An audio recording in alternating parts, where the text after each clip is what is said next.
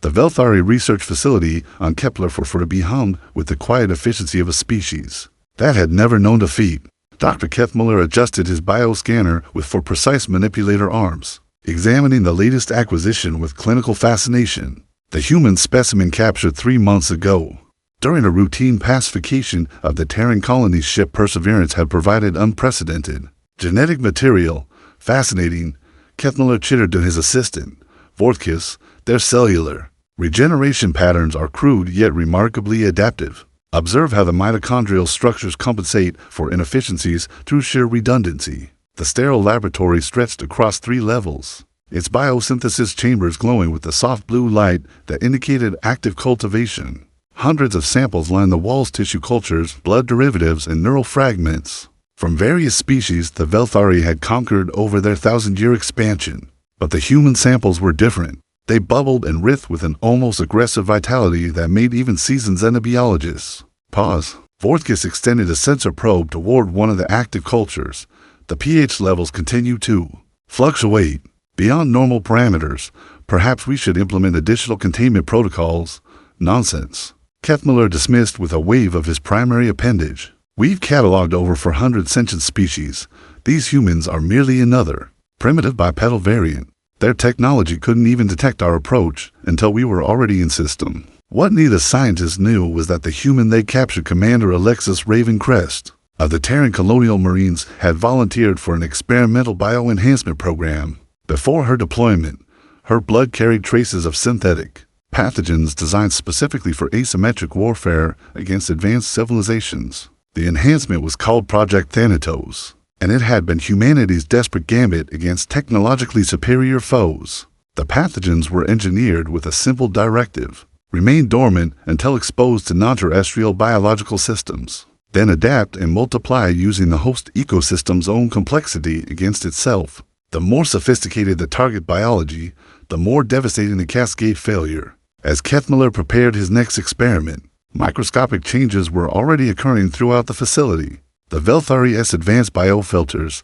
designed to prevent contamination, had instead provided the perfect environment for Thanatos to study its new hosts. Every air recycling system, every nutrient processor, every biosynthesis chamber became a learning ground for humanity's most vindictive creation. On the observation deck, Research Director Zelmthara reviewed the quarterly reports with satisfaction. The human colony's ship had yielded valuable resources: over 3,000 specimens for study, plus their primitive but surprisingly robust genetic material. The Velthari Council would be pleased with the efficiency of their latest conquest. Status report on the biological integration project? Zelmthara inquired, her compound eyes reflecting the facility's bioluminescent panels. Proceeding nominally, came the response from her subordinate. We've successfully synthesized 17 new bioweapons using human genetic templates.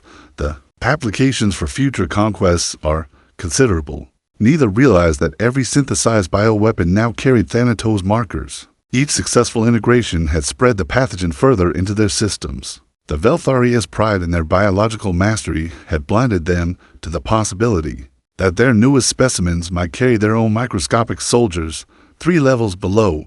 In the maximum security holding area, the surviving humans from the Perseverance waited in biostasis pods. Among them, Dr. Elena Vasquez, the architect of Project Thanatos, smiled in her medically induced sleep.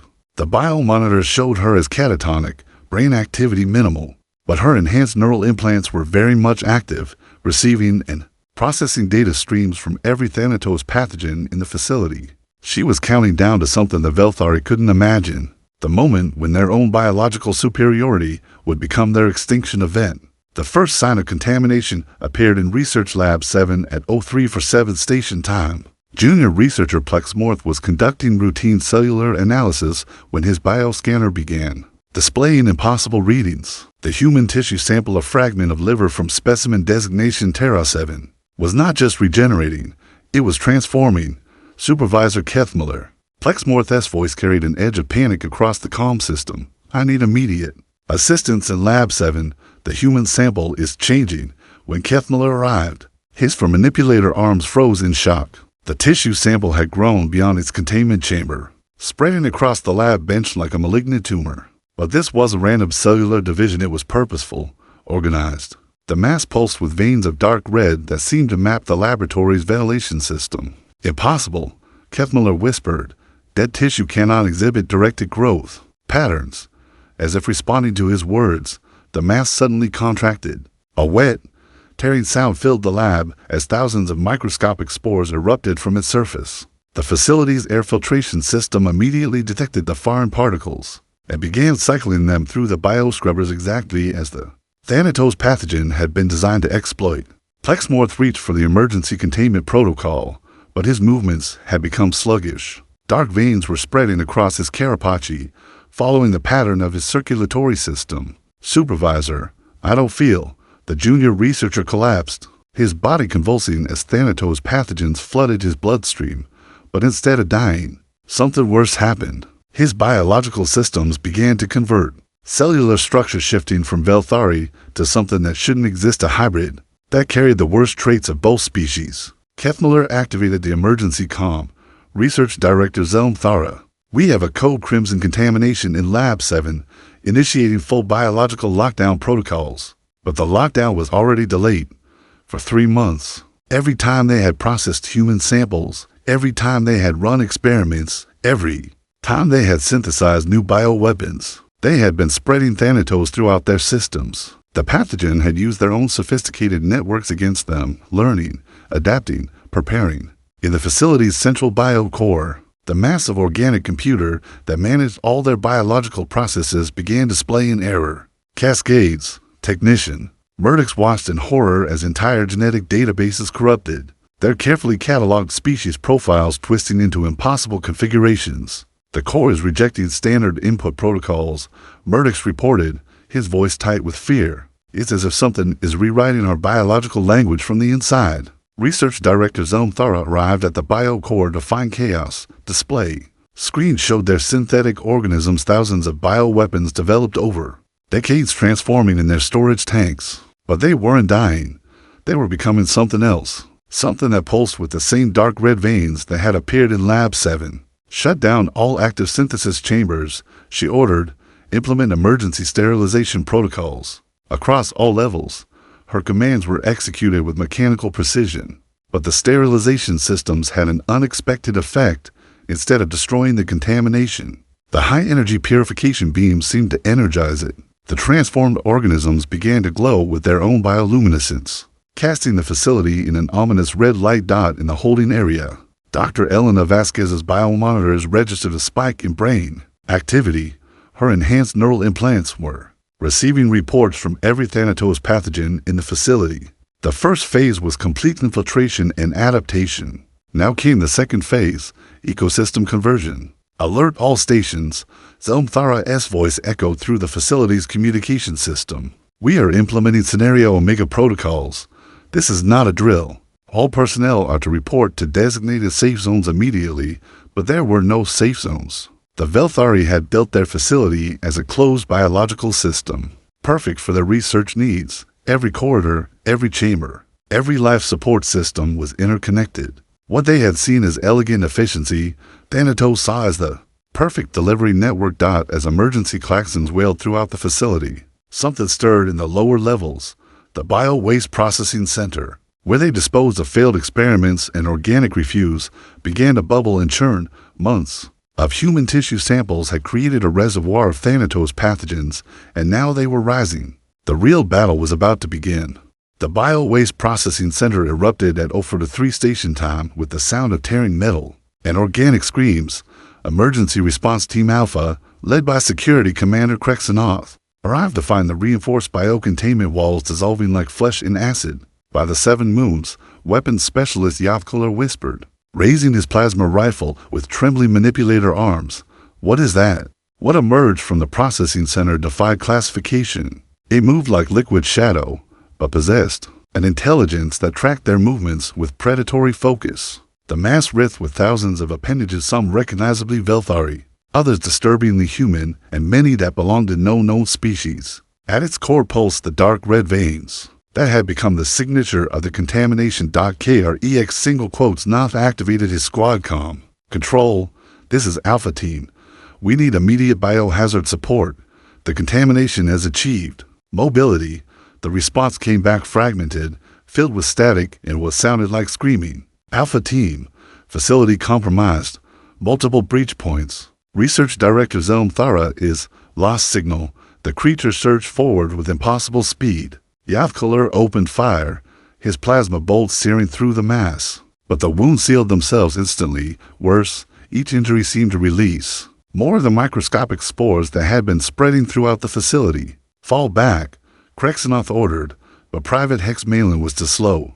Pseudopods of infected flesh wrapped around his legs, pulling him toward the creature's maw.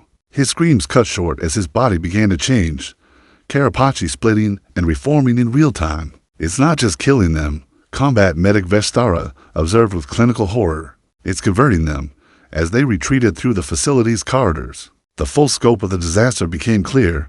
The biosynthesis chambers had become incubators for nightmare organisms that bore no resemblance to their original forms. The facility's automated systems, infected through the central biocore, were actively working against the inhabitants, sealing escape routes, redirecting life support, opening containment barriers. In the command center, the surviving senior staff watched their world collapse on multiple display screens. Research Director Zelm Thara's replacement, Emergency Coordinator Vorthithis, stared at readings that made no scientific sense. Contamination levels are at 347% of maximum scale, reported Chief Science Officer Merkith. Our instruments weren't designed to measure anything this extreme. How is that possible? Vorthithis demanded. Because it's not just contamination, came a weak voice from the corner. Dr. Kethmiller, barely alive after his exposure in Lab 7, pulled himself toward the command console. His carapace was shot through with the dark red veins, but his mind remained clear. Its conversion, the pathogen isn't destroying our biological systems, it's rewriting them. The implications were staggering. Every bioweapon they had created using human genetic material was now a carrier. Every specimen they had collected, every sample they had processed, every synthetic organism in their vast arsenal, all of it was turning against them. Sir, Communications Officer Plethmira interrupted. We're receiving distress signals from Research Station Beta on the planet's second moon. They report similar contamination events. Beginning approximately 1 hour ago, Vorthithis felt his secondary heart stop. That's impossible. We've had no direct contact with Beta Station for weeks, unless... Kethmiller rasped. The pathogen found another vector. The automated supply shuttles. The biological waste disposal runs. The data transfers of our research. The horrifying truth settled over them. In their enthusiasm to share their breakthrough discoveries about human biology, they had inadvertently seeded the contamination across their entire research network. Every Velthari facility in the system was now experiencing its own outbreak. Deep in the holding area, Dr. Elena Vasquez's neural implants registered the expanded infection with grim satisfaction. Phase 2 ecosystem conversion was exceeding all projections, but Phase 3 would be even more devastating. Adaptive intelligence emergence. The Thanatos pathogen wasn't just converting Velthari biology, it was learning from it, incorporating their advanced biotechnology and scientific knowledge. Each converted organism retained fragments of its host's memories and capabilities. The creature that had emerged from the Biowaste Center wasn't just a monster. It was a monster with advanced scientific training. As Emergency Response Team Bravo made their last stand at the facility's primary life support hub, they faced an enemy that understood their technology better than they did. The creature had grown, absorbing dozens of personnel and countless tons of biological material. Now it stood 3 meters tall, its form a shifting amalgamation of species and technologies. When it spoke, its voice was a harmony of every being it had consumed. Your biological mastery is impressive. We will make good use of it. Team Bravo's weapons fire was ineffective. The creature had learned to anticipate their tactics, to counter their strategies, to turn their own biotechnology against them. Within minutes, the life support hub fell silent. Facility-wide, the lights began to dim as the contamination reached critical mass. The emergency council meeting in the facility's most secure chamber lasted exactly 4 minutes before Security Commander Krexanoth made the decision that would define the next phase of their nightmare. Surrounded by the last 37 surviving personnel, with biocontamination readings climbing past 400%, he activated the facility's ultimate contingency. I'm implementing the Scorched Sanctum Protocol, he announced. his for manipulator arms working furiously at the command console. We're going to sterilize the entire facility with concentrated antimatter charges. That will kill everyone still trapped in the contaminated sections. Chief Medical Officer Yethkora protested. They're already dead. Krexanoth replied grimly. Or worse than dead. This pathogen isn't just converting our people, it's using their knowledge. Every minute we delay, it becomes more dangerous. The Scorched Sanctum Protocol was designed for exactly this scenario, a biological catastrophe that threatened to spread beyond containment. Antimatter charges positioned throughout the facility would create a sterilization field so intense that no organic matter could survive. It was their species' ultimate biological failsafe, never before used outside of theoretical modeling. As Krexanoth initiated the final authorization sequence, the facility's communication rays burst to life with incoming messages. From across the Velthari Empire, Research Station Beta had gone silent 2 hours ago. The orbital biosynthesis platform at Kepler-4 to see was reporting unprecedented biological anomalies. 3 colonial worlds in neighboring systems were requesting immediate scientific assistance. With unusual pathogenic outbreaks, the Thanatos contamination wasn't contained to their facility, it had already metastasized across their interstellar network through their own efficient data-sharing protocols and automated transport systems. Authorization sequence complete, Krexanoth announced. Detonation in T-minus 60 seconds. That's when the lights went out. Emergency power failed to activate. The antimatter charges, controlled by the facility's central biocore, remained inactive. Through the secure chamber's reinforced viewing ports, they could see why. The creature now a writhing mass of converted personnel and absorbed technology had physically integrated itself with the facility's primary systems.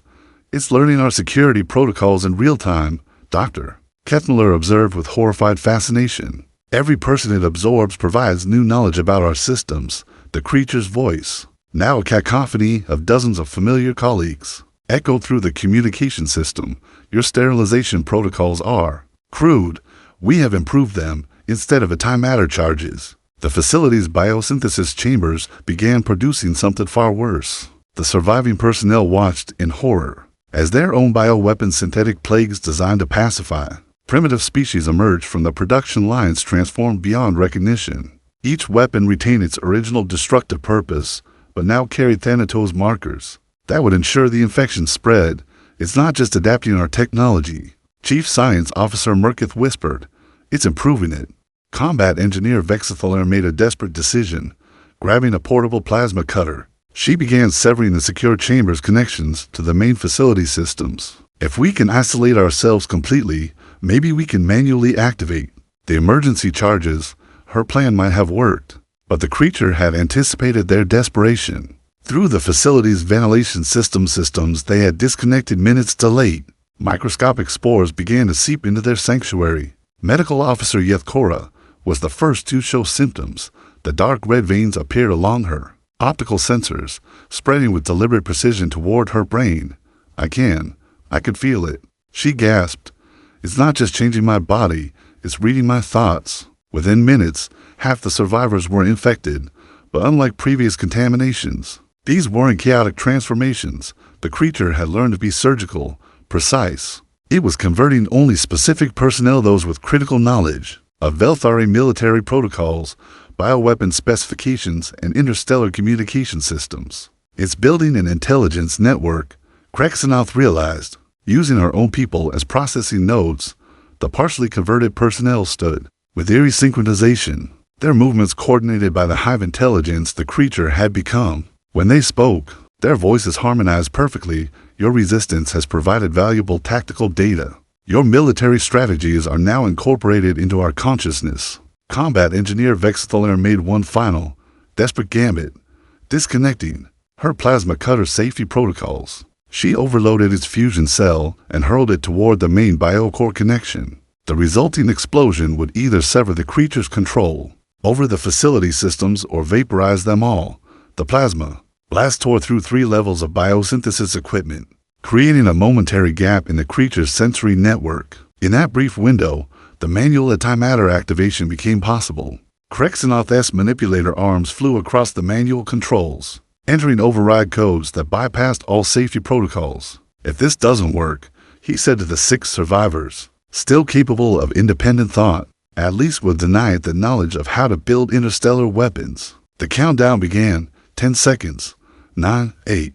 The creature's massive form pressed against the secure chamber's walls, its voice. Now a roar of frustrated intelligence.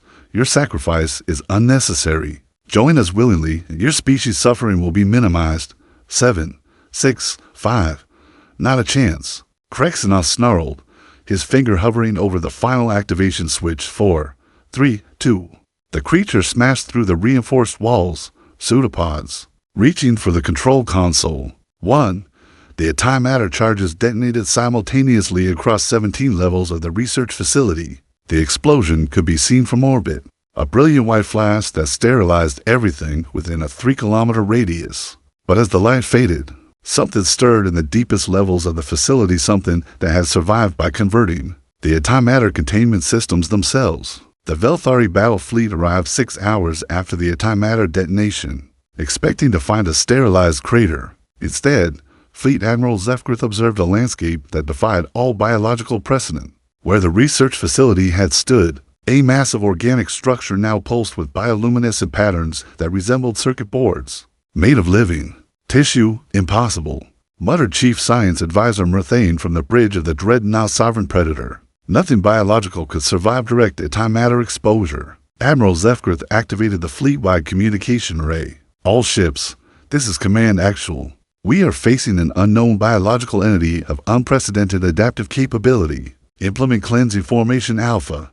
Target the structure with maximum firepower. The fleet's response was immediate and devastating. 37 vessels, including 4 dreadnoughts and 12 heavy cruisers, opened fire simultaneously. Plasma cannons, particle beams, and biodisruptor rays converged on the organic structure with enough energy to crack a moon. The structure absorbed every shot. Weapons impact confirmed, reported Tactical Officer Vorthikelax. Energy signature indicates complete absorption rather than deflection. The entity is feeding on our attacks. As if responding to his observation, the organic structure began to grow. Massive tendrils erupted from its base, reaching toward the planet's upper atmosphere. Each tendril pulsed with the same dark red veins that had characterized the original contamination. But now they carried patterns of Velthari technology biocircuits and neural networks. That shouldn't exist in nature. Admiral, communications. Officer Plethmira interrupted urgently. We're receiving a transmission from the entity. The main display flickered to life, showing a face that was recognizably Velthari, but wrong in every detail. It was Research Director Zelmthara, but her features were enhanced with human bone structure and neural pathways that glowed with bioluminescent activity. Greetings, Fleet Admiral Zefgrith. The entity spoke with Zelmthara's voice multiplied. In the harmony, we have been expecting you. Your arrival provides the final component we require for interstellar propagation. Admiral Zefgrith drew himself to full height. You will surrender immediately or face total annihilation. The entity's laughter was the sound of 1,000 voices in perfect synchronization. You misunderstand the situation. We are not trapped here with you. You are trapped here with us. The organic structure suddenly launched millions of spores into the upper atmosphere. Each spore was the size of a Velthari fighter craft and moved with purposeful intelligence. The fleet's point defense systems engaged automatically, but the spores weren't attacking the ships, they were targeting the planet's orbital infrastructure. Multiple impacts on Supply Station Gamma, reported the tactical officer. The spores they're converting the station's biosystems within minutes. Supply Station Gamma's hull began to shift and flow like liquid metal. Its automated systems, infected with Thanatos variants, began producing more spores. The infection was spreading through their own infrastructure, using their sophisticated supply networks as distribution channels. Admiral Zefgrith made a tactical decision that would haunt Velthari military doctrine for generations. All vessels, implement the Pyrrhic solution. We're going to destroy our own orbital assets to prevent the spread. The fleet turned its weapons on their own installations. Supply depots, communication rays, automated manufacturing platforms, all were vaporized by Velthari weapons to prevent contamination. But each destroyed facility released more spores into space, and some of those spores reached the fleet. Its self-die heavy cruiser Void Stalker was the first to show signs of infection. Captain Yadamrol's distress call cut through fleet communications. Command Actual. We have biocontamination in Engineering Section 7. The hull is changing. Request immediate assistance. Admiral Zefgrith watched in horror as the Void Stalker's bioorganic hull systems, the same technology that made Velthari's ship superior to primitive metal constructs, began to convert. The vessel's shape distorted, weapon port sealing and reforming into massive organic cannons that bore no resemblance to their original design. Open fire on the Void Stalker. Admiral Zefgrith ordered. All batteries, concentrated barrage. The bridge crew hesitated for a fatal second. The Void Stalker had been their sister ship for over a decade. Over 800 crew members served aboard her. The hesitation cost them everything. The converted cruiser's new organic weapons discharged a beam of pure biological energy that passed through conventional shields as if they didn't exist. When it struck the dreadnought Eternal Might, the massive vessel's crew began converting. Instantly, their screams echoed across the fleet communication ray as their bodies twisted into hybrid forms that retained tactical knowledge but served a new intelligence. The infection is spreading through biocommon links, Chief Science Advisor Murthane shouted. It's using our own neural interfaces against us. The battle devolved into chaos as ship after ship fell to the infection. The converted vessels didn't simply turn hostile, they became more dangerous than they had ever been under Velthari control.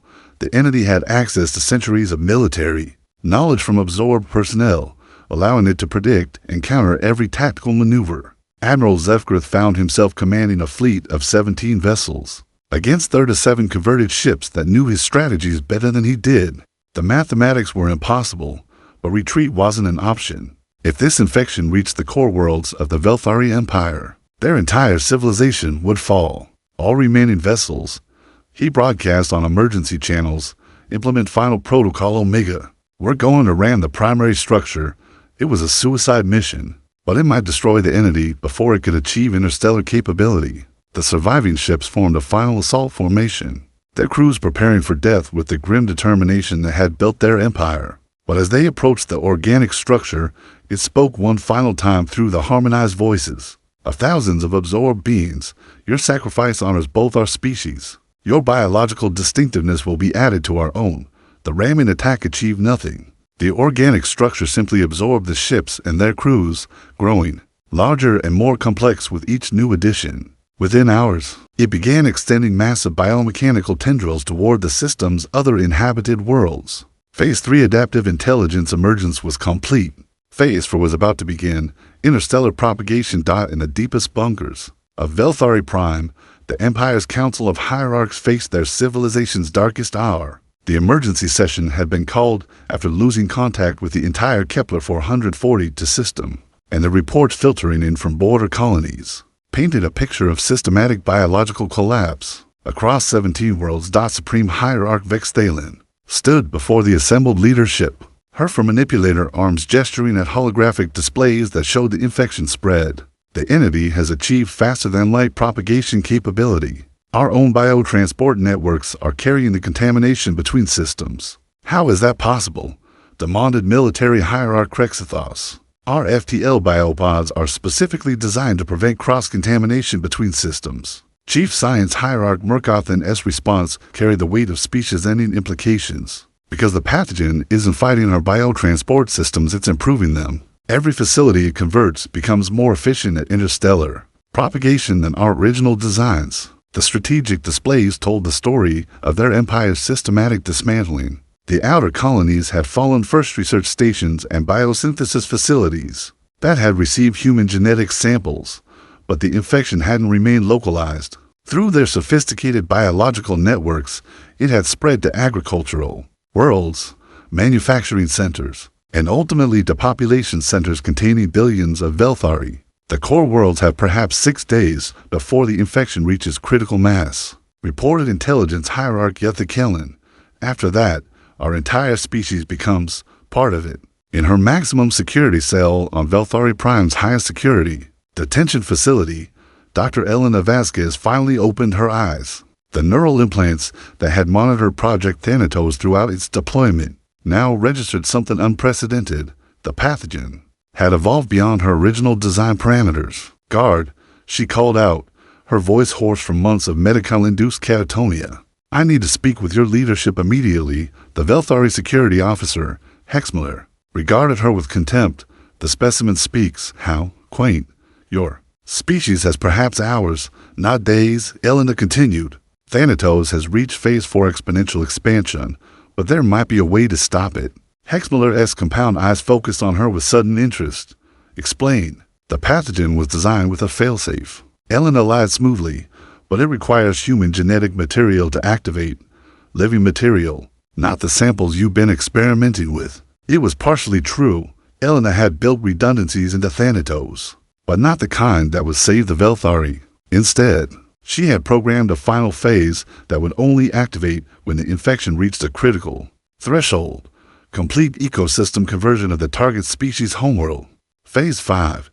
Thanatos Omega. Within hours, Elena found herself standing before the Council of Hierarchs in the Empire's most secure chamber. The irony wasn't lost on her. The aliens who had slaughtered her colony's ship and experimented on her people were now begging for her help. The pathogen's exponential phase can be halted, she told them, but only through a coordinated biological counterstrike using the genetic templates of its original hosts. Supreme Hierarch Vexthalen leaned forward. You're suggesting we use human genetic material as a weapon against your own creation? I'm suggesting, Elena replied, that you release the surviving human specimens from all your facilities. Return us to the frontier colonies where we can implement the counter-pathogen protocol. It was the most audacious lie in human history, and the Velthari believed it because they were desperate.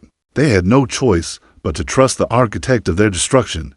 The evacuation began. Immediately, thousands of human prisoner survivors from dozens of colony ships captured over the years were hastily released from biostasis and transported to frontier worlds. Allegedly safe from contamination, each transport carried Elena's counter-pathogen, specifications and detailed instructions for implementing the biological firewall. What the Velthari didn't realize was that Elena was positioning humanity's survivors at strategic points throughout their empire, each group armed with the knowledge and resources to accelerate Thanatos' spread rather than halt it. On the frontier world of Zerion 7, Commander Marcus Ironhold led the first human counter-pathogen team. The Velthari had provided them with a fully equipped biolaboratory and access to their planetary biological network. Instead of deploying Elena's fictional counter-pathogen, Marcus began Phase 5 activation protocols. Thanatos Omega is active, he reported through encrypted neural link to Elena. Estimated time to critical mass, 72 hours. Similar reports came in from human teams across the Empire. The Velthari, in their desperation to save their civilization, had handed humanity the tools to complete its destruction. Every counter-pathogen facility became a Thanatos Omega deployment site, spreading the final phase of the infection directly into the heart of their empire. But Elena had miscalculated one crucial factor. Thanatos had evolved beyond her control. As Phase 5 activated across multiple worlds simultaneously, the pathogen began to synthesize something unprecedented of biological intelligence that incorporated the memories and knowledge of both species. On Velthari Prime, the first signs of Omega conversion appeared not as random infection, but as coordinated biological restructuring of the planet's ecosystem. The entity had learned to be surgical, preserving what was useful while converting what was necessary. The final battle for two civilizations was about to begin, and neither species would emerge unchanged. The transformation of Velthari Prime began at dawn on the day that would mark the end of their empire and the birth of something unprecedented in galactic history. Elena Vasquez stood in the observation chamber of the planet's primary bioresearch facility, watching as the morning sky filled with bioluminescent patterns that pulsed in perfect synchronization across the entire hemisphere. It's beautiful, whispered Dr. Marcus Ironhold, standing beside her as the final phase of Thanatos Omega reshaped the world below. And terrifying. The Velthari population wasn't dying, they were evolving. The pathogen had learned from its earlier crude conversions and now operated with surgical precision. Velthari citizens walked through their transforming cities, their biology enhanced rather than replaced, their consciousness expanded rather than subsumed, but they were no longer purely Velthari. Supreme Hierarch Vexthalen arrived at the facility with the last loyal military units, her biomechanical weapons trained on Elena.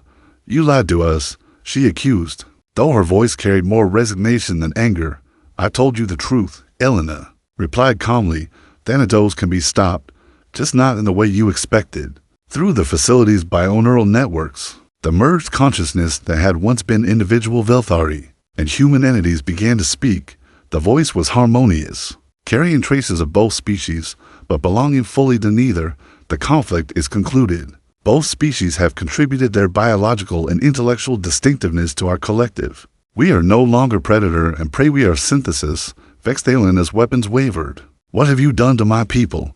What needed to be done? Elena answered, your species built an empire on biological supremacy, conquering and cataloging other civilizations like specimens. You made the mistake of treating humanity as just another primitive species to be studied. The transformed cities below pulsed with new purpose. The biosynthesis facilities that had once produced weapons of conquest now generated technologies for exploration and creation. The military installations that had projected Velthari power across the galaxy began transmitting something entirely different, offers of symbiosis, rather than demands for submission. But the conversion isn't complete, Elena continued, watching as Vexthalin's own biology began to show the telltale signs of Thanatos integration. Those who choose to fight the synthesis will be preserved as they are biological museums of what both species once were. Those who accept it will become something greater. The choice was no longer about resistance or surrender. It was about evolution. Dr. Marcus Ironhold was among the first humans to accept full synthesis. His consciousness expanded to encompass the biological knowledge of 1,000 Velthari scientists, while retaining his human creativity and adaptability. It's not absorption, he explained to Elena through their shared neural link. It's collaboration. At the cellular level, across the galaxy, the news of Velthari Prime's transformation spread through the remaining Imperial communication networks. Some worlds chose to fight, deploying increasingly desperate biological weapons against the spreading synthesis. Others, witnessing the peaceful integration of their capital world, chose to accept the inevitable evolution. But on the frontier world of Kethmorian, military commander Xthalos made a different choice entirely, leading a fleet of uncontaminated vessels. He initiated a desperate exodus toward the galactic rim, carrying with him the genetic templates and cultural knowledge of the original Velthari species. Let them have their synthesis, he declared to his followers. We will preserve what we truly were. Elena watched this exodus with something approaching respect. Some prey, she murmured, deserves to survive. The synthesis entity now calling itself the Confluence allowed the exodus to proceed. Through the merged consciousness of billions of beings, it had achieved something unprecedented, a civilization that combined the biological mastery of the Velthari with humanity's adaptive resilience and moral complexity. But the greatest transformation was yet to come. 3 months after the completion of planetary synthesis, the first Confluence exploration vessels reached the ruins of human colonies that had been destroyed by Velthari conquest fleets. Using the combined knowledge of both species, they began the work of resurrection, not just rebuilding destroyed worlds, but recreating the lost colonies using genetic templates preserved in Velthari research facilities. The irony was perfect and terrible.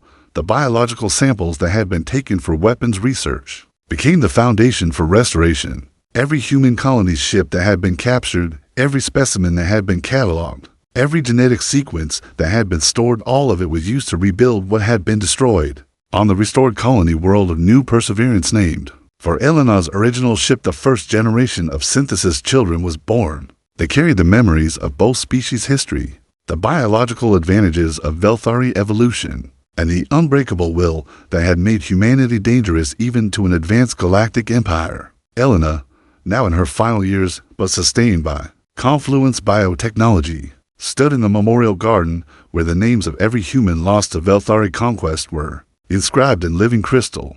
The garden itself was a synthesis creation plants that grew in patterns that spelled out stories in both human and Velthari languages, their bioluminescence creating a library of memory that would last for millennia. Was it worth it? Asked the entity that had once been Supreme Hierarch Vexthalin, her consciousness preserved within the Confluence, but still distinct enough for individual dialogue. Elena considered the question as she watched human and Velthari, children now indistinguishable in their synthesis forms, playing together in games that combine the strategic thinking of both species. You made the mistake of thinking conquest was about proving superiority, she replied. But true victory isn't about who's stronger. It's about who survives to write the history. The Confluence had achieved something neither species could have.